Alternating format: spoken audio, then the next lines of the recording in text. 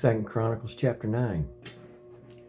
And when the queen of Sheba had heard the fame of Solomon, she came to prove Solomon with hard questions at Jerusalem, with a very great company and camels that bore spices and gold in abundance, and precious stones. And when she was come to Solomon, she communed with him of all that was in her heart. And Solomon told her all her questions.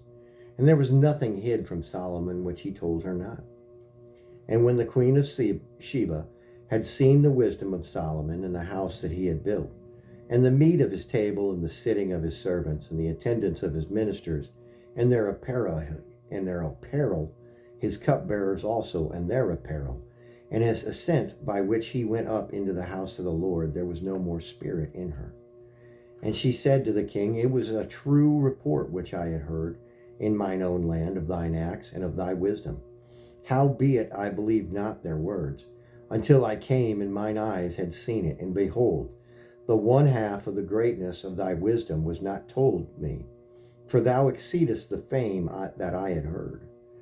Happy are thy men, and happy are these thy servants, which stand continually before thee and hear thy wisdom. Blessed be the Lord thy God, which delighted in thee to set thee on his throne, to be king for the Lord thy God, because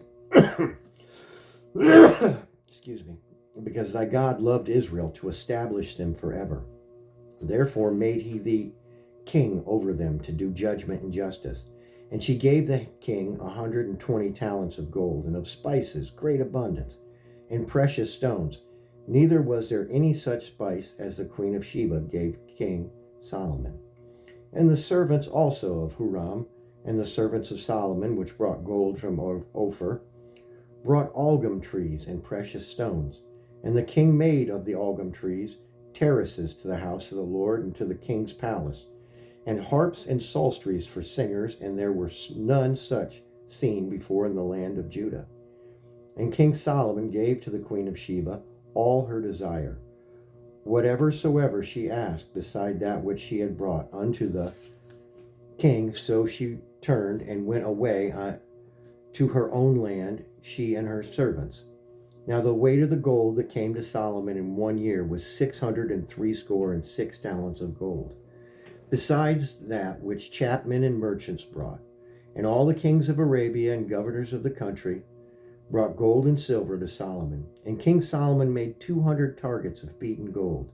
600 shekels of beaten gold went to one target.